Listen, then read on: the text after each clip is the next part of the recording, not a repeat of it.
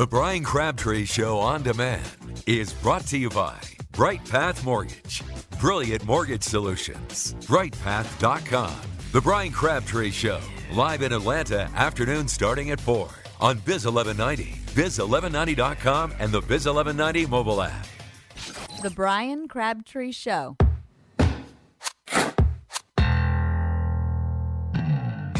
right, good to have you here at Brian Crabtree on Twitter and online.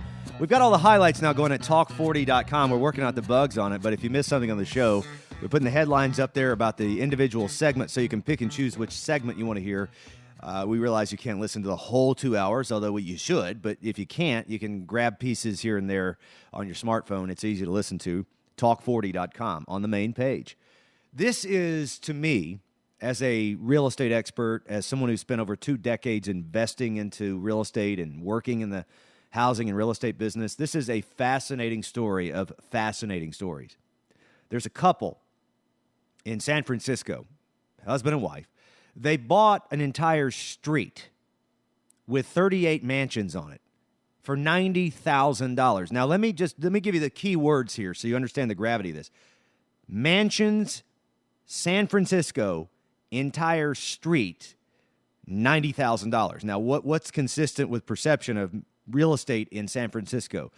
Incredibly expensive. Like a dump that in Buckhead costs $600,000 would be $1.5–2 million in this part of San Francisco. And these are little shacks, 1,400 square feet. That's how expensive it is out there. So this couple bought the whole street, which has 38 mansions on it, for $90,000 because the board of the homeowners association with these mansions didn't pay a $14 a year property tax for a number of years.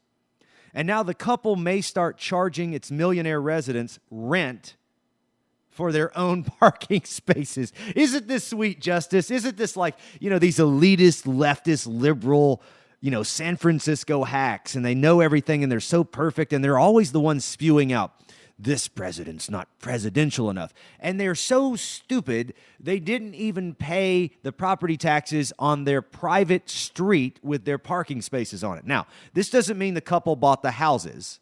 The houses are individual deeds, but they bought the street that connects all of these houses.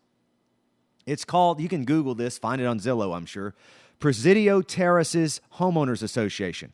They owed $994 in county-backed taxes. The tax bills were sent for a period of 30 years to an accountant they last used in the 1980s. So the road in front of the houses, some of which are $5 million or more, the road, the sidewalks, the plants, the manicured islands put up for auction. Tina Lamb and Michael Chang bought it for $90,100 April 2015. Now, the reason this was so long ago and this story is just coming out is in a tax sale, you buy the property, and then you have to wait for the redemption period, which in most states, it is in Georgia, it's a year. So if it goes to the sale, let's say in October, this case was April. So the following April, technically you own it, but then it takes about 90 to 180 days for the judge to sign the tax deed to you. Then that gets sent to you, and on something like this, you're going to have to spend probably, if you ever want to sell it, you're going to have to spend $5,000 or $10,000 to quiet the title at minimum, which basically means going through and making sure you cross the T's and dot the I's the county didn't do. In this case, if you just want to keep it and charge rent, you don't have to do anything. So here we are in 2017, a couple of years later. The timing all makes sense here. Tina Lamb and Michael Chang bought the property for $90,000. They now own it. They're now the rightful owners. The residents of this community have no idea that they're not paying the taxes and that the couple 2 years ago bought their property. And the couple just simply approached the HOA and said, do you want to buy this back? May of this year. The HOA apparently didn't act upon it because the usual response is the HOA will come in and go, it's ours and you can do whatever. Well, not always. So they basically said, well, we're just going to start charging rent for people to park in our spaces. Or we'll just let other people, rent the spaces and park there. The residents want to fight it in court, but the city says it's too late to do anything. I mean, after you don't pay the tax bill on something for 20 years, or 30 years, it's kind of like, sorry. There's 38 mansions in there. Again, $5 million, about the average price.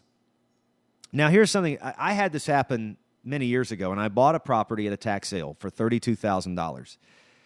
And the property at the time was worth about $200,000. By the time the tax sale redemption period ended and I got on path to get the deed to the property, it was worth about $215,000. So I had to pay $32,000 for the property. And this particular situation, right as the redemption period had ended and a couple of months had passed, I hadn't gotten the deed from the judge yet. I got a call from a guy in California.